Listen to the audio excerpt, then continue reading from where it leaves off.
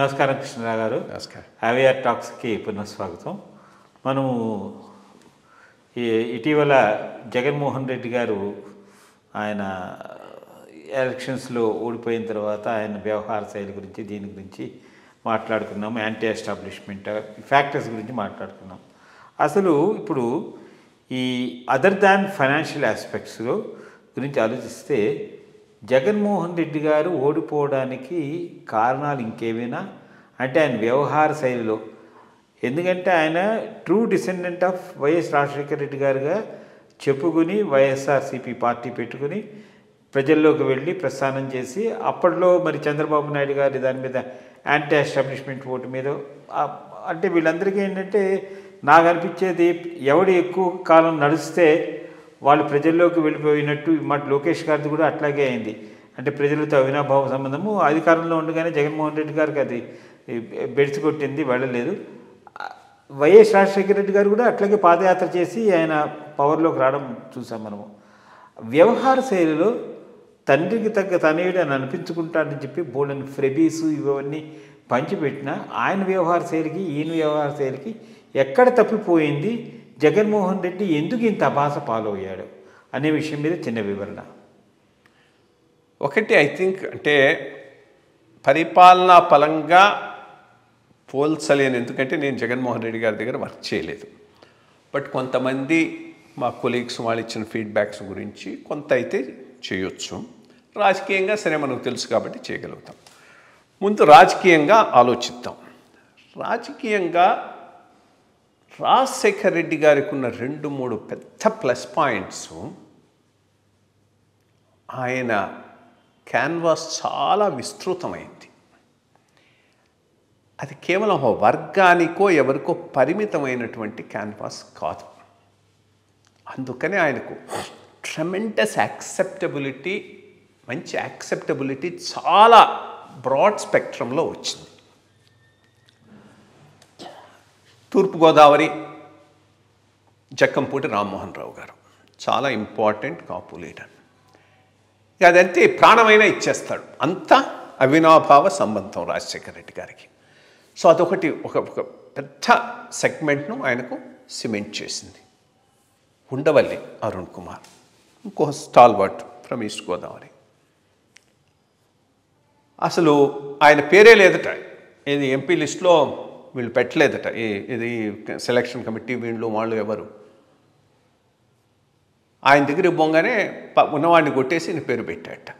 వాళ్ళందరూ పోయి అడిగారట, ఏంటి ఆయన ఎదురు గెలవడం ఆయన ఎందుకు వేస్తున్నా అంటే, నేను ఇచ్చిన వాళ్ళందరూ గెలుస్తానని ఇచ్చానా, ఆయన ఒక్కడే గెలవడని ఎందుకంటారు, పోండి మీ పని చేసుకోండి, గెలిస్తే గెలుస్తాడు లేకపోతే లేదు, ఆయన మాత్రం లిస్టులో ఉండాల్సిందేనన్నట్ట పెట్టాడు. ఆ పైన ఫైనాన్సింగ్ కూడా 100% ఆయనే చేశాడని చెప్పాడు. చేసి గెలిచేటట్టు చూచాడు. ఇంకా అంటే ఆ రిలేషన్షిప్ చాలా బాండింగ్ రిలేషన్షిప్. సో సెంట్రల్లో ఏదైనా ఉంటే ఈయన ఎంపీగా యూస్ టు మేనేజ్ దేర్. ఏదైనా ఇష్యూ ఉంటే సోనియా గాంధీకి చెప్పాల్సిందే, ఏదైనా ఉంటే ఆయన్ను ఒక వెహికల్ కింద వాడేవాడు. ఇంకా సరే కేవీపీ రామచంద్రరావు, ఆయన ఒక స్ట్రాంగ్ లెఫ్ట్ అందామా రైట్ అందామా, లెఫ్ట్ టు రైట్ హ్యాండ్, స్ట్రాంగ్గా ఆయనకు ఉండేవాడు. పేషీలో కూడా చాలా డైవర్స్ పేషీ అది. ఒక కన్ఫైన్డ్ పేషీ కాదు, డైవర్స్ పేషీ. అన్ని రకాల వాళ్ళు ఉన్నారు. అందరినీ ఆయన నమ్మాడు, అందరూ ఆయన నమ్మారు. రెండూ ఉండేవి. Both ways it was there. అదొక ఆయన పెద్ద ప్లస్ పాయింట్. రెండోది స్ట్రాంగ్ ఫైనాన్స్ మినిస్టర్ ఎవరు, రోసయ్య గారు. ఆయనకు చాలా రెస్పెక్ట్ ఇచ్చేవాడు, ఆయన వ్యూకు చాలా ఇంపార్టెన్స్ ఇచ్చేవాడు. రెండోది ఆఫీసర్లు కూడా ఫ్లెక్సిబిలిటీ ఉండేది. నువ్వు చేసే పని సరిగ్గా చేస్తే అవుట్ ఆఫ్ ది వే చేయమని ఏ రోజు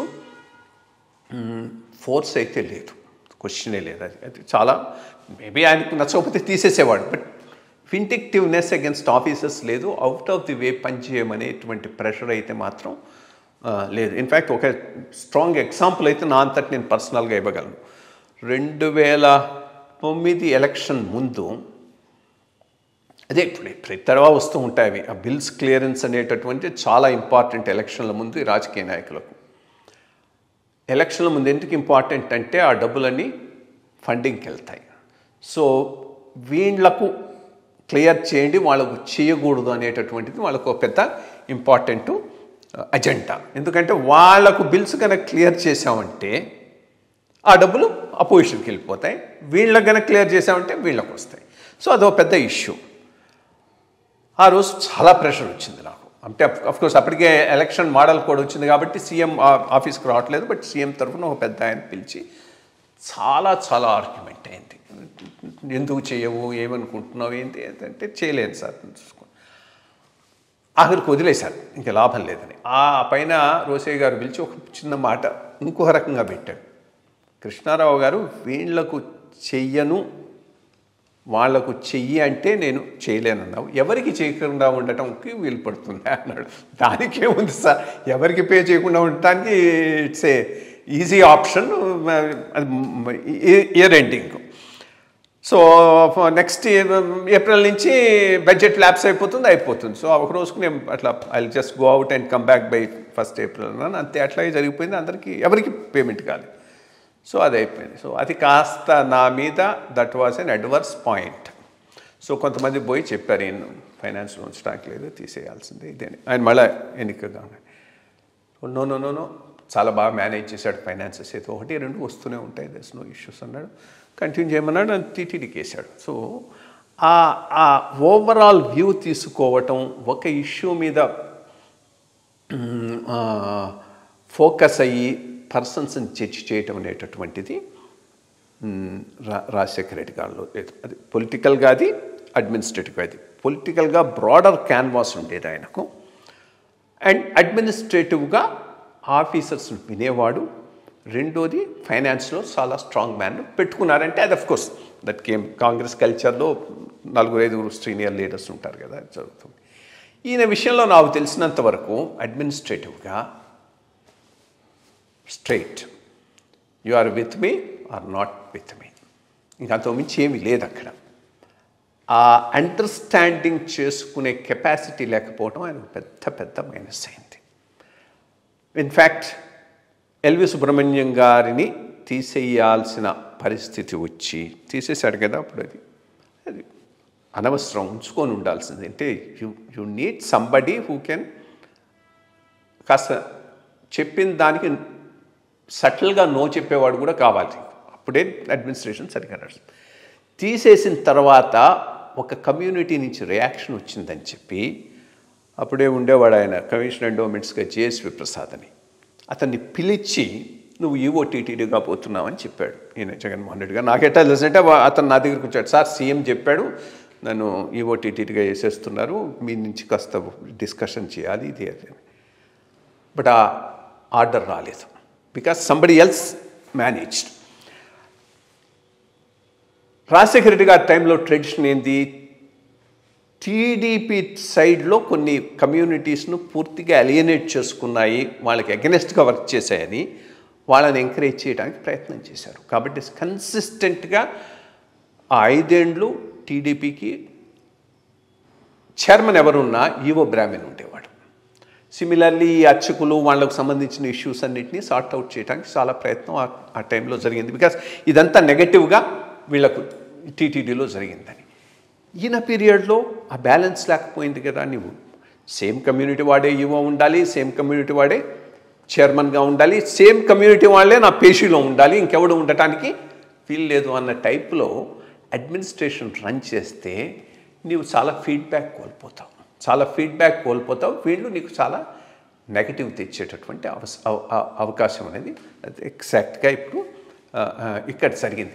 ఆ బ్యాలెన్సింగ్ అనేటటువంటిది చాలా ఫైన్గా, చాలా చక్కగా రాజశేఖర రెడ్డి గారు చేసేవాడు. సో అది చేయలేకపోవటం ఈయనకు పెద్ద మైనస్ పాయింట్, పర్సనాలిటీ ట్రైట్. రెండోది ఇది ఏంది, ఐ మీన్ జనాల్లో ఎట్లా పోయింది అది. అఫ్కోర్స్ వీళ్ళు బాగా దాన్ని ప్రచారం చేశారు, చేయాలి కూడా.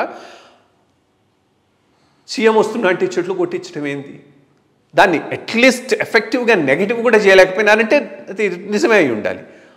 అక్కడ ఐ మీన్ ఆలు లేదు, సూలు లేదు, కొడుకు పేరు సోమలింగం అన్నట్టు ఇంకా కోర్టులో బడి ఉన్నది, రాజధాని గురించి ఏమీ తేలలేదు, రిషు ఉన్నంత గుండు చేయటం ఏంది.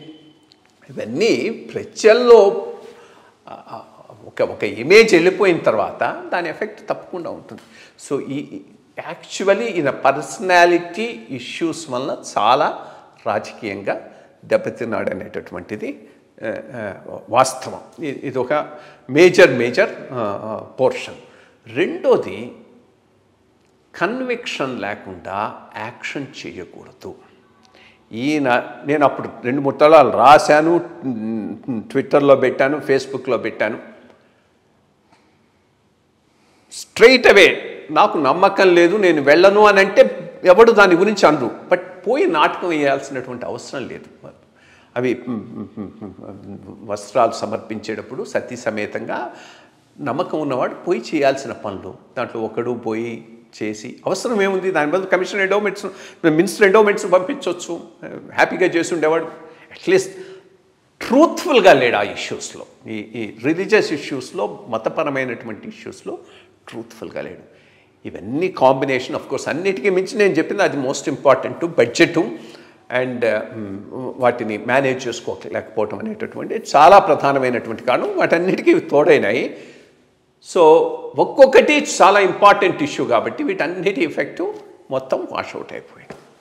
సరే, అంటే మీరు అన్నట్టే మరి అది టీడీపీకి కూడాను మేలు చేసిందని అనుకోవచ్చు. మరి చంద్రబాబు నాయుడు కూడా తిరుపతిలో క్యాన్వాసింగ్ చేస్తూ పైన కొండ మీద రెడ్డి, కింద రెడ్డి, అంతా రెడ్లు ఉన్నారు, రెడ్లమయం అయిపోయింది, దీన్ని నేను ప్రక్షాళనం చేస్తాను, అందువలన మరి ఆయన ఏం చేయబోతారు అనేది చూసుకుందాం.